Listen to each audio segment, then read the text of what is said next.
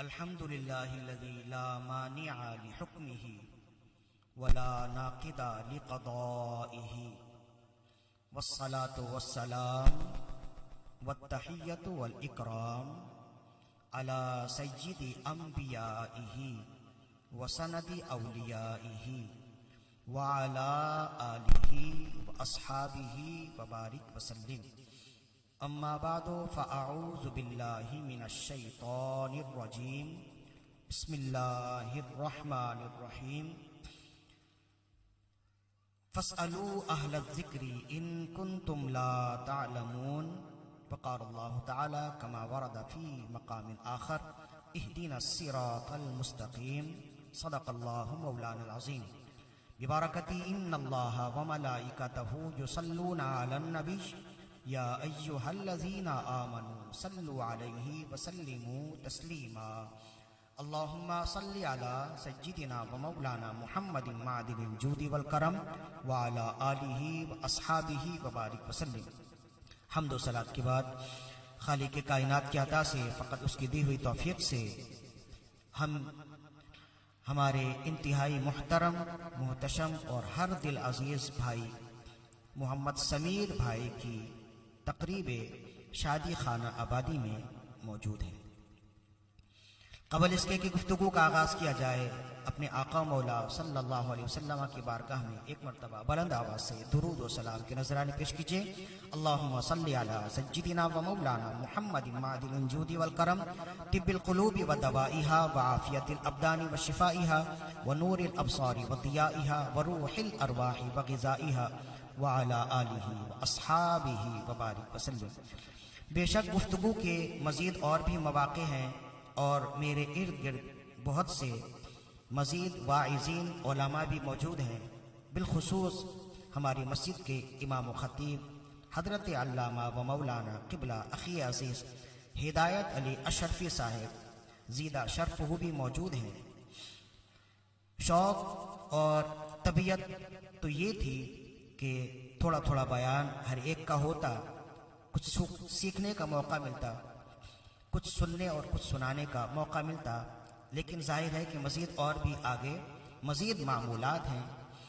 میری نیت فقط یہ تھی کہ ہمارے خاندان میں جو بھی محفل ہو، جس طرح کی بھی تقریب ہو، اس تقریب کا آغاز اللہ اور اس کے رسول کے کلام سے کیا جائے تاکہ آئندہ آنے والی زندگی خوشحال زندگی ہو.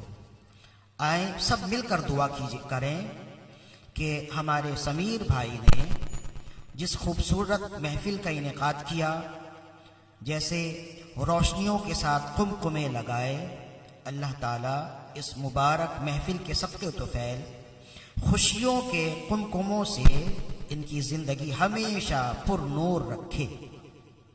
کسی طرح کی کوئی تنگی نہ آئے، آزمائشیں نہ آئیں، شدتوں کا سامنا نہ کرنا پڑے.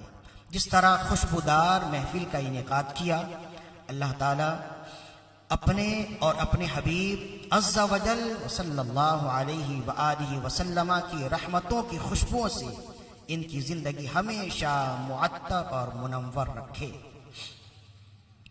دیکھیں، یہ جو شادی کی تقریب ہے، اس حوالے سے چند باتیں ہیں جو غور طلب ہیں، جو ہم بھولے ہوئے ہیں یا شاید ہم جان کر بھی تجاہل عارفانہ کا شکار ہے. یہ جو شادی ہے، یہ جو نکاح ہے، اسلام میں اس کی ایک حیثیت ہے، اس کی ایک قدر ہے.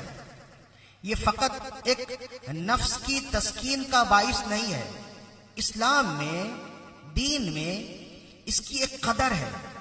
اور وہ قدر کیا ہے؟ دو لفظوں میں اسے سمجھیے. آپ نے اکثر و بیشتر لوگوں سے، علماء سے، خطباء سے، واعظین سے سنا ہوگا کہ اسلام دین فطرت ہے. اکثر و بیشتر سنا ہوگا. کبھی غور کرنے کی کوشش کیجئے کہ دین فطرت ہے، اس کا معنی کیا ہوتا ہے، اس کا مطلب کیا ہوتا ہے. جب کوئی کہتا ہے اسلام دین فطرت ہے تو وہ کیا بتانا چاہتا ہے؟ دو چیزیں بہت ہی زیادہ مشہور ہیں، عادت اور فطرت. انسان جو بھی عمل کرتا ہے ان عمل میں سے بعض کو عادت کہہ دیتے ہیں، بعض کو فطرت کہہ دیتے ہیں۔ پھر سوال یہ ہے کہ جب دونوں عمل انسان ہی کرتا ہے تو ایک عمل کو عادت کہہ دیتے، ایک عمل کو فطرت کہہ دیتے، اس کی کیا وجہ ہے؟ تو اس میں تھوڑا سا فرق ہوتا ہے۔ عادت اس عمل کو کہتے ہیں جس میں تبدیلی ہوتی رہتی ہے، اور فطرت اس عمل کو کہتے ہیں جس میں تبدیلی نہیں ہوتی، اور اسی کو خصلت بھی کہتے ہیں، اسی کو جبلت بھی کہتے ہیں۔ انسان کی بعض عادت وہ ہوتی ہے جس میں تبدیلی ہو جاتی ہے، اور بعض عادت وہ ہوتی ہے جس میں تبدیلی نہیں ہو سکتی، وہ ماں کے پیٹ سے اس عادت کو لے کر آتا ہے۔ تو جس عادت میں تبدیلی نہ ہو اسے فطرت کہتے ہیں، جبلت کہتے ہیں، اور جس میں تبدیلی ہو جائے اسے عادت کہتے ہیں۔ مثلا کسی کی عادت ہو جاتی ہے رات جاگنے کی۔ ماہ رمضان المبارک میں جو تراویح پڑھنے والے علماء ہوتے ہیں، حفاظ ہوتے ہیں، ان کی عادت بن جاتی ہے، وہ رات بھر جاگتے ہیں، قرآن پڑھتے ہیں، اور دن میں سونے کے مواقع ہوتے ہیں تو وہ سو جاتے ہیں۔ ایک عادت بن جاتی ہے پورے مہینے کی۔ لیکن کیونکہ یہ فطرت نہیں ہوتی ہے، یہ عادت ہوتی ہے۔ جیسے ہی عید کی نماز ختم ہوئی، ایک دو دن گزرنے کے بعد پھر یہ عادت تبدیل ہو جاتی ہے، پھر دن کا سونا ختم ہو جاتا ہے، رات کا جاگنا ختم ہو جاتا ہے، پھر رات سو جاتے ہیں، دن میں اپنے معمولات میں لگ جاتے ہیں۔ تو عادت میں تبدیلی ہوتی رہتی ہے نا، لیکن فطرت میں تبدیلی نہیں ہوتی ہے۔ جیسے عام لفظوں میں لوگ کہتے ہیں نا، طوطا کے ساتھ وفا نہیں ہے، اس لیے کہ طوطے کی فطرت میں بے وفائی ہے۔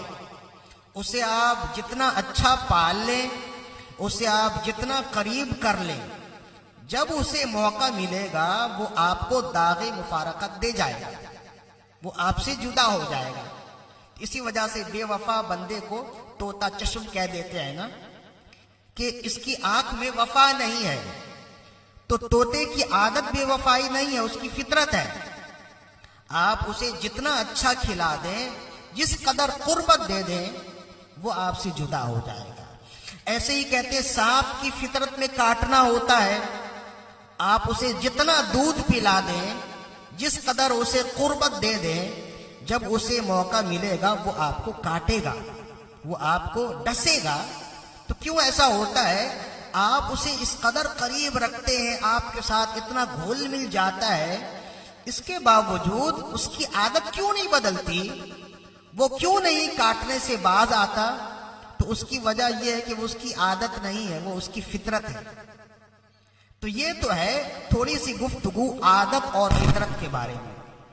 اب ایک اور بات سنیے، رسول اللہ صلی اللہ علیہ وسلم کے صحابہ کرام جب رسول اللہ کی خدمت میں حاضر ہوتے تو بہت سے واقعات ہوتے رہتے تھے نا۔ تو ایک مرتبہ ایسا ہوا کہ ایک جانور آیا اور آ کے آپ کی بارگاہ میں اس نے سجدہ کیا، اپنی کچھ عرضی پیش کی، اور رسول اللہ صلی اللہ علیہ وسلم نے اس کی عرضی دور کر دی۔ تو جب وہ جانور چلا گیا تو اس طرح کے واقعات بہت ہوئے۔ تو صحابہ کرام رضوان اللہ علیہم اجمعین نے دیکھا ایک جانور رسول اللہ سے ایسی محبت کرتا ہے کہ وہ آتا ہے آپ کی بارگاہ میں اور محبت کا اظہار ایسے کرتا ہے کہ وہ سجدہ کرتا ہے۔ تو صحابہ کرام کو اس کی محبت کا یہ اظہار بہت اچھا لگا۔ عرض گزار ہو، یا رسول اللہ، یہ جانور آپ سے ایسی محبت کرتا ہے کہ وہ آپ کے سامنے سجدہ کرتا ہے، یا رسول اللہ ہم اس سے زیادہ آپ سے محبت کرتے ہیں، ہمیں بھی آپ اجازت دیں ہم آپ کے آگے سجدہ کریں۔ تو رسول اللہ صلی اللہ علیہ وآلہ وسلم نے ارشاد فرمایا کہ میں غیر خدا کے آگے سجدہ کا حکم دینے کے لیے نہیں بھیجا گیا، بلکہ میں تمام لوگوں کو ایک خدا کی بارگاہ میں سجدہ کروانے والا بنانے کے لیے بھیجا گیا۔ پھر آپ نے فرمایا اگر میں خدا کے علاوہ، اللہ کے علاوہ کسی اور کے آگے انسان کو سجدہ کرنے کا حکم دیتا تو بیویوں کو حکم دیتا وہ شوہروں کے آگے سجدہ کریں۔ بہت مشہور معروف ہے نا۔ اس میں چند باتیں ہیں جو غور طلب ہیں اس حدیث میں۔ ایک تو ہے کہ اس حدیث میں رسول اللہ صلی اللہ علیہ وسلم کے معجزہ کا بیان ہے۔ دوسرا یہ ہے کہ رسول اللہ صلی اللہ علیہ وسلم جانوروں سے بھی محبت کیا کرتے تھے، اس کا بیان ہے۔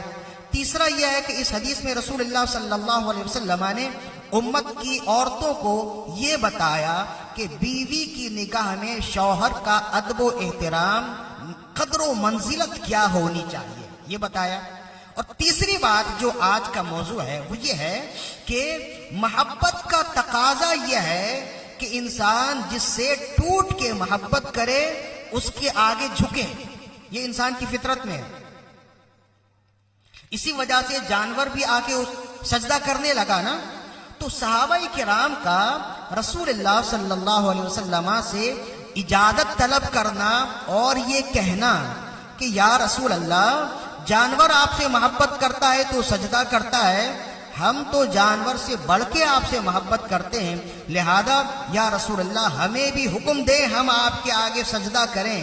تو یہ اس بات کی دلیل ہے صحابہ کرام کا رسول اللہ کے لیے سجدے کی اجازت طلب کرنا، یہ اس بات کی دلیل ہے کہ جو جس سے زیادہ محبت کرتا ہے یہ انسان کی فطرت میں ہے کہ وہ چاہتا ہے کہ اس کے آگے جھکے۔ تو سجدہ کرنا، اپنے محبوب کے آگے سجدہ کرنا، یہ انسان کی فطرت ہے، اور دین اسلام یہ دین فطرت ہے۔ تو اگر اللہ منع کر دیتا کہ کسی کے آگے بھی جھکنا نہیں ہے، سجدہ نہیں کرنا ہے، تو انسان یہ کر ہی نہیں سکتا تھا۔ تو اللہ نے فرمایا کسی دوسرے کے آگے سجدہ نہیں کرنا ہے، میرے آگے سجدہ کرنا ہے۔ تو جب انسان کو معلوم ہو گیا تو پھر انسان یہ کرنے لگا کہ وہ اپنے رب سے ٹوٹ کے محبت کرنے لگا، اور اس محبت کے تحت چونکہ اس کی فطرت میں سجدہ کرنا ہے تو پھر وہ اپنی فطرت کی ادائیگی کے لیے اپنے رب کی بارگاہ میں جھکنے لگ گیا۔ تو اسی کو کہتے ہیں اسلام دین فطرت ہے۔ تو اسلام کے جتنے کام ہیں نا وہ سب کچھ فطرت کے مطابق ہیں، غیر فطری عمل نہیں ہے۔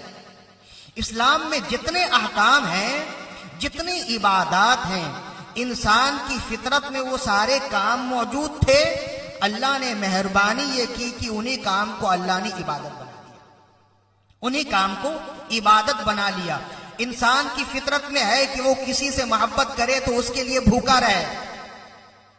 انسان جب کوئی کسی کو منانے کی کوشش کرتا ہے تو کھانا پینا چھوڑ دیتا ہے نا، تو یہ انسان کی فطرت میں ہے کہ وہ جب کسی کو منانا چاہتا ہے تو کھانا پینا چھوڑ دیتا ہے۔ تو اللہ نے اسی فطرت کو عبادت بنا دیا، فرمایا تم مجھ سے محبت کرتے ہو تو میرے لیے کھانا پینا چھوڑو۔ تو ماہ رمضان کے 30 دنوں میں اللہ تعالیٰ نے کھانا پینا چھوڑنے کی اجازت دے دی۔ تو یہ ایسا نہیں ہے کہ یہ کوئی غیر فطری عمل ہے، بلکہ یہی فطرت ہے، اور اسی فطرت کو اللہ نے عبادت بنا دیا۔ تو یہ جو نکاح ہے نا یہ بھی فطرت کے ساتھ ساتھ عبادت ہے۔ فطرت تو ہے کہ ہر شخص یہ چاہتا ہے کہ وہ اس دواجی زندگی گزارے، اور اسی وجہ سے اللہ تعالیٰ نے ہر مرد کی نکاح میں عورت کے لیے جاذبیت رکھی ہے، اور ہر عورت کی نکاح میں مرد کے لیے ایک جاذبیت رکھی ہے۔ تو اگر انسان اس جاذبیت کو غلط راستے پر استعمال کرے گا تو وہ گناہگار ہوگا نا، اور اسے چھوڑ نہیں سکتا، اس لیے کہ یہ فطرت ہے۔ تو اللہ نے فرمایا اس فطرت کو عبادت کے انداز میں تم اس طرح کرو کہ جب تم میرے حبیب صلی اللہ علیہ وسلم کے بتائے ہوئے احکام کے مطابق یہ فطری عمل کرو گے تو یہ عمل نہیں ہوگا بلکہ یہ عبادت بن جائے گا۔ تو نکاح جو ہے نا، ہم نے اصل میں نکاح کو سمجھا نہیں ہے۔ یہ نکاح فقط عمل نہیں ہے، اس دیواجی زندگی گزارنے کا نام نہیں ہے، بلکہ یہ عبادت ہے۔ اور کیسی عبادت؟ علامہ شامی رحمہ اللہ نے ارشاد فرمایا، عجیب بات ارشاد فرمائی، فرمایا لیس لنا عبادت شرعت من عہد آدم الی الآن حتی تستمر فی الجنہ۔ فرمایا کہ جتنی عبادتیں ہیں وہ زمانے کے لحاظ سے بدلتی رہتی ہیں، منسوخ ہوتی رہتی ہیں، لیکن نکاح ایک فقط ایسی عبادت ہے کہ جس شکل میں آدم علیہ السلام کے زمانے سے تھی اسی شکل میں آج تک موجود ہے۔ یہ ایسی عبادت ہے۔ بھائی نماز بھی عبادت ہے نا، لیکن ہر مذہب میں ہر نبی کے زمانے میں نمازوں کے انداز میں تبدیلی ہوتی رہی ہے، لیکن نکاح ایک واحد ایسی عبادت ہے کہ لیس لنا عبادت شرعت من عہد آدم الی الآن، کہ وہ ایسی عبادت ہے کہ حضرت آدم علیہ السلام کے زمانے سے لے کے آج تک اپنی اصلی حالت میں موجود. اور پھر یہی نہیں فرمایا دنیا سے جب بندہ رخصت ہوگا نا، جنت میں جائے گا نا اللہ کی رحمت سے، تو جنت میں کوئی عبادت نہیں ہے، کوئی جنت میں عبادت نہیں ہے. جنت دار العمل نہیں ہے، دار الجزا ہے. یعنی یہاں جو ہم عبادت کرتے ہیں نا اس کی جزا ہمیں جنت میں ملے گی. تو جنت میں کوئی عبادت نہیں ہے. فرمایا جنت میں نماز، روزہ، حج، زکوٰۃ کچھ نہیں ہے، لیکن نکاح ایک ایسی عبادت ہے کہ جنت میں بھی موجود ہے. خود اللہ تعالیٰ نے قرآن مجید میں ارشاد فرمایا وَزَوَّجْنَاهُمْ بِحُورٍ عِينٍ، ہم جنتیوں کا نکاح حور عین سے کریں گے. تو یہ ایسی عبادت ہے کہ اس عبادت کی مثل کوئی دوسری عبادت نہیں ہے. نہ نماز، نہ روزہ، نہ حج، نہ زکوٰۃ، کوئی عبادت اس عبادت کے مقابلے میں نہیں ہے. یہ ایسی بے مثل عبادت ہے. تو جب یہ بے مثل عبادت ہے تو اصل میں ہمارا معاملہ یہ ہے کہ ہم نے نکاح کو ایک تقریب کا نام دے دیا ہے. ہم نے آج کے دن تک نکاح کو عبادت سمجھا ہی نہیں. ہم نے نکاح کی محفل کو، نکاح کے پروگرام کو فقط ایک تقریب کا نام دیا، حالانکہ یہ عبادت اور بے مثل عبادت ہے. تو اب آپ بتائیں جو بھی عمل عبادت ہوتا ہے اس میں کسی دوسرے کی مرضی کا عمل دخل ہوتا ہے؟ عبادت تو عبادت ہے. ایسا تو نہیں کہ نماز عبادت ہے سبھی جانتے ہیں تو آپ کی مرضی ہو کہ نہیں آج تو تھکاوٹ زیادہ ہو گئی، 2 رکعت کے بجائے 4 رکعت کے بجائے 2 رکعت پڑھ لیں. جو عبادت منعقد ہو جائے، جو عمل بطور عبادت متعین ہو جائے تو پھر اس میں کسی غیر کی مرضی کا عمل دخل نہیں ہوتا. اسی وجہ سے ہم نے کہا کہ جب یہ نکاح عبادت ہے تو یہ اللہ کی بارگاہ سے ہے، لہذا اس نکاح کی تقریب میں وہی عمل کرو جس سے اللہ راضی ہو جائے، اللہ کا رسول راضی ہو جائے. اس میں کسی دوسرے کی مرضی کا دخل ہی نہیں ہے. تو جب ہم نکاح کو عبادت سمجھ جائیں گے نا، اصل میں ہم نے نکاح کو عبادت سمجھا ہی نہیں. جب ہم نکاح کو عبادت سمجھ جائیں گے تو یہ افراتفری خود ہی ختم ہو جائے گی. میرا کام تو پہنچانا، علماء محراب و منبر کے وارث ہیں اور وہ اپنا کام 100% کر رہے ہیں.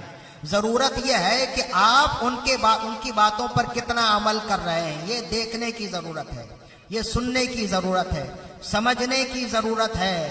لہذا میرا پیغام 2 لفظوں میں یہ ہے، یہ عبادت ہے. اسے اودھم بازیوں سے آپ اس عبادت کے حسن کو خراب نہ کریں. یہ عبادت ہے تو عبادت ہی رکھیے، اس لیے کہ جس کام کا آغاز اللہ اور اس کے رسول کی رضا سے ہو، امید ہے بلکہ یقین کی حد تک امید ہے وہ کام زندگی بھر اس کی روشنی، اس کی برکتیں زندگی کے ہر پہلو میں انسان کو ملتے رہیں گے.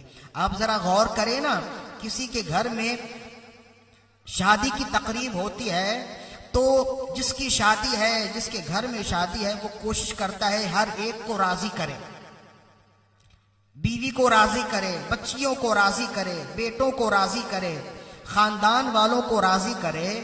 حتیٰ کہ اس گھر میں اگر کوئی نوکر ہے تو گھر والے کوشش کرتے ہیں کہ نوکر کو بھی راضی کریں، اسے بھی کوئی جوڑا دلائیں، اسے بھی کوئی لباس دلائیں تاکہ اس خوشی میں وہ بھی شریک ہو جائے. میرا ایک سوال ہے، دل کی گہرائی سے سنیے کہ شادی کی تقریب میں انسان یہ کوشش کرتا ہے کہ ایک نوکر بھی راضی ہو جائے.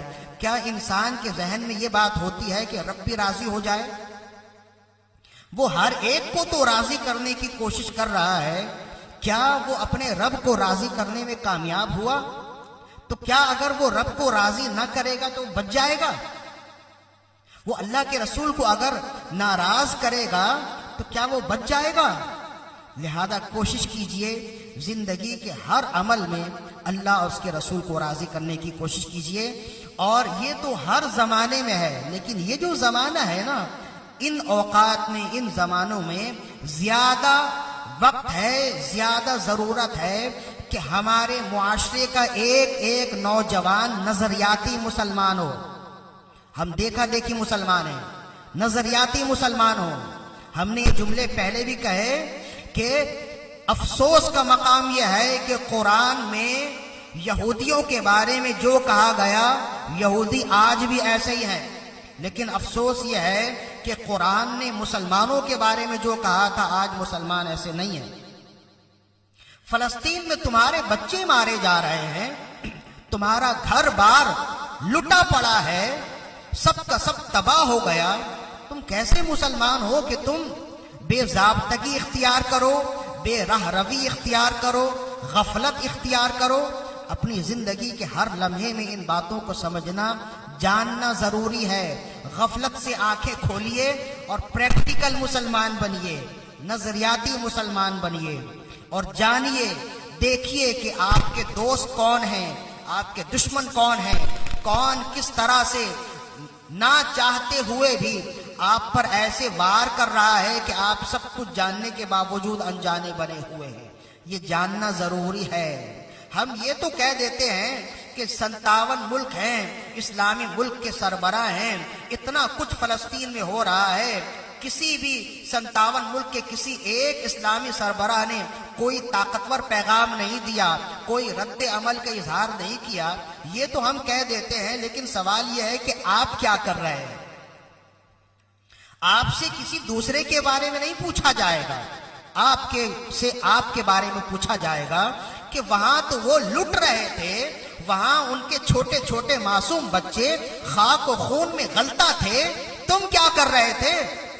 تم نے دین اسلام کے لیے کیا کیا؟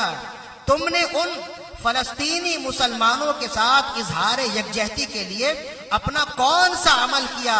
جب ان سے پوچھا جائے گا تو تم سے بھی پوچھا جائے گا، ہر ایک سے پوچھا جائے گا۔ بس میرا پیغام یہی ہے، اور ہم یہی چاہتے تھے کہ اللہ اس کے رسول کے نام کے ساتھ محفل کا آغاز ہے، انجام بھی ہو، اور دوسری نیت میری یہ تھی کہ ہمارے خاندان کے یہ جو چھوٹے چھوٹے بچے ہیں جب یہ بڑے ہوں تو اس طرح کی خوبصورت محفلوں کے انعقاد کے لیے انہیں کوئی دشواری نہ ہو۔ ہمیں تو معلوم نہیں ہے کہ محفلیں کیسی ہوں گی اور اس کا طریقہ کیا ہوگا، لیکن یہ ہمارے بچے جو دیکھ رہے ہیں انہیں دشواری نہیں ہوگی۔ جب بھی ان کے گھر میں شادی کی تقریب ہوگی نا تو وہ اسی طرح کی محفلیں سجائیں گے، اور وہ کہیں گے کہ ہم نے اپنے بڑوں کو دیکھا ہے، ہم نے اپنے آباء و اجداد کو دیکھا، وہ ایسے ہی کرتے تھے، تو وہ کریں گے۔ ہمارے بچے جو ہے نا ہمیں دیکھتے ہیں اور ہم ہی سے سیکھتے ہیں نا۔ اپنی نسلوں کے لیے ہم نے بھی تو کچھ کرنا ہے، زمین سے رشتہ دیوار و در بھی رکھنا ہے، سنوارنے کے لیے ایک اپنا گھر بھی رکھنا ہے۔ ہماری نسلیں سنورتی ہیں دیکھ کر ہم کو اپنے کردار کو پاکیزہ تر بھی رکھنا ہے۔ تو ایسا کردار رکھیے، ایسا طریقہ رکھیے کہ ہماری آنے والی نسلیں نظریاتی مسلمان ہوں، ہم جیسے ہیں ویسے نہ ہوں۔ اللہ تعالیٰ سے دعا ہے کہ ہماری آج کی حاضری اپنی بارگاہ میں قبول و مقبول فرمائے۔ وما علینا الا البلاغ المبین۔